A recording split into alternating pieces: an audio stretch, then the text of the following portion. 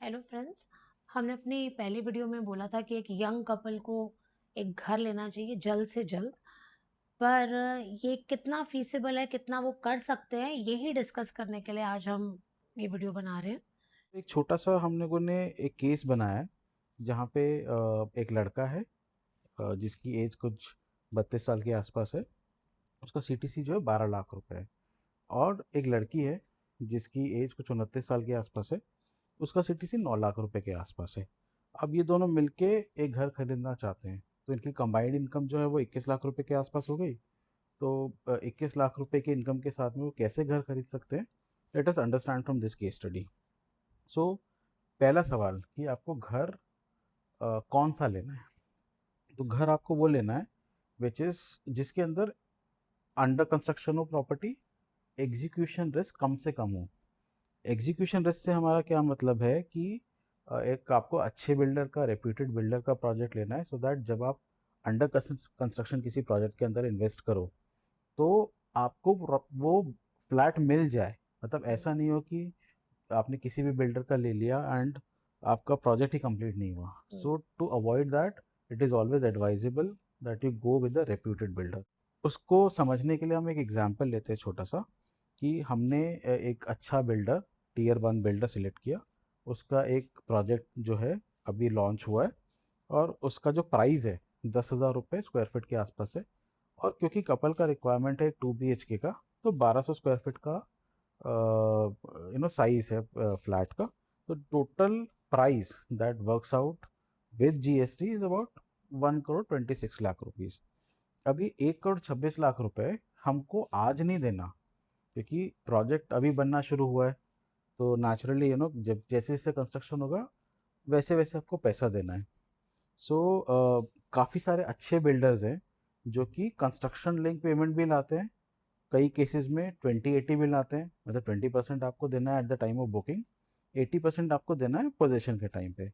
हमने अपने केस में क्या अज्यूम किया है कि भाई हमारा जो प्रोजेक्ट है 35% अपफ्रंट पे करेंगे एंड बैलेंस जो है 65% at the time of possession पे करेंगे। तो 1 करोड़ 26 लाख रुपए में से हमको जो इनिशियल पेमेंट करना है वो 44 लाख रुपए का करना है। अब हमारे सामने सवाल ये है कि कपल की जस्ट शादी हुई है। हम्म। नेचुरली शादी में खर्चा भी हुआ होगा, इनके पास कुछ खास सेविंग भी नहीं है। बट मान लेते हैं कि इनके पास कैश फ्लोज अभी आ रहे हैं। हम लोग क्या कर सकते हैं कि 44 लाख रुपए में से about 30 lakh rupees we can borrow from the bank. So bank से जब आप लोन लेते हो, the cost of funds would be about 7%, 7.5% depending on the profile. तो हमने मान लिया कि 7.5% के हिसाब से हमको यहाँ पे लोन मिल गया बैंक से। अब हमने क्या किया कि 44 लाख रुपए की पेमेंट में 30 लाख रुपए हमको बैंक ने दे दिया, 30-31 लाख रुपए। बाकी 13-14 लाख रुपए हमने अपनी जेब से डाल दिए।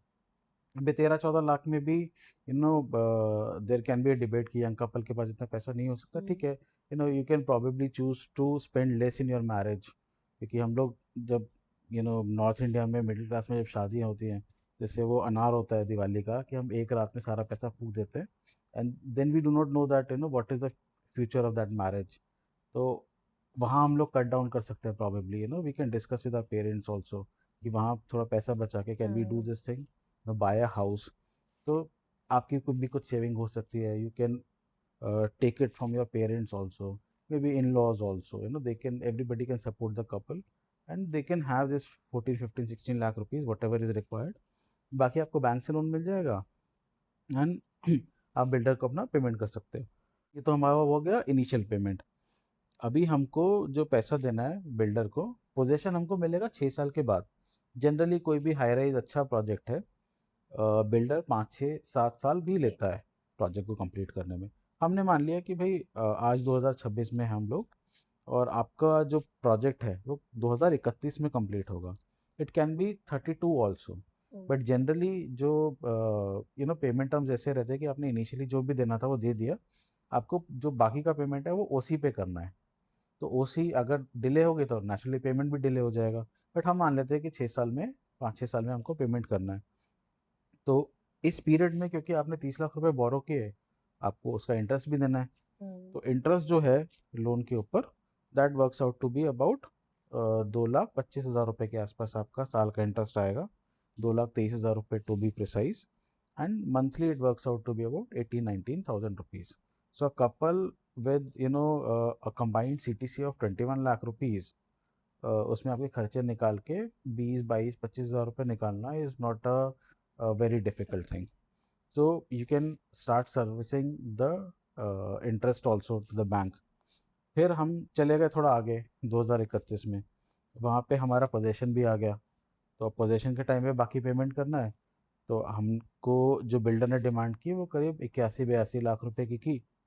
हमने फिर से सेम रेशो में बैंक से बोरो कर सकते हैं हम. That is one of the option कि मैंने बैंक से बोरो किया, 81 लाख में से 57 लाख रुपए मैंने बैंक से फिर बोरो किए, अपना जो इक्विटी था वापस डाला, 24-25 लाख रुपए जो भी था, एंड वो डाल के मैंने पोजेशन ले लिया. इन this case I will save on rent. या मैंने पोजेशन ले लिया तो मैं जो फ्लैट है उसको रेंट पे दे सकता हूँ, so rental income would be there. या मेरे पास एक और ऑप्शन है that I exit from the project before making the final payment. हम लोग मान लेते हैं कि प्रोजेक्ट के अंदर एप्रिसिएशन भी आ गया है, एंड मैंने लिया था 1,26,00,000 रुपए का. 10% के हिसाब से भी माने अगर हम लोग, तो मार्केट वैल्यू करीब 2,15,00,000 2,20,00,000 रुपए होगी. बट क्योंकि मैं प्री मेच्योर एग्जिट ले रहा हूँ, I will not realise the entire value, मुझे 1,80,00,000 ही मिलेगा.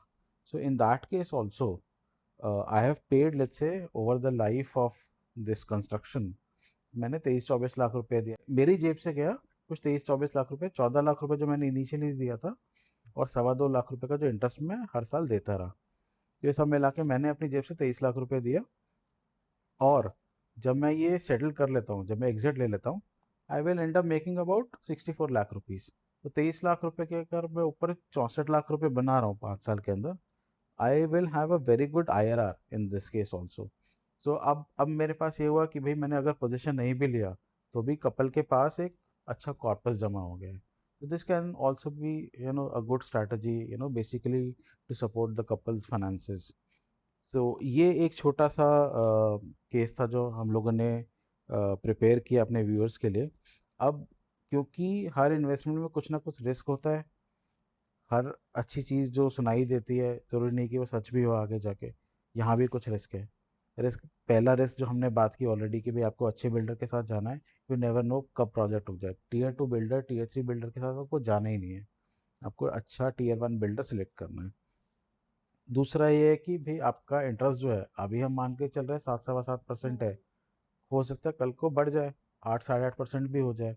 तो उस केस में आप कुशन रखना है कुछ कैश फ्लोज में कि भाई अगर मेरा इंटरेस्ट 18-20 हज़ार रुपये नहीं रहा, 25-30 हज़ार रुपये भी हो गया, देन ऑल्सो मेरे पास वो क्वेश्चन होना चाहिए पेमेंट करने का.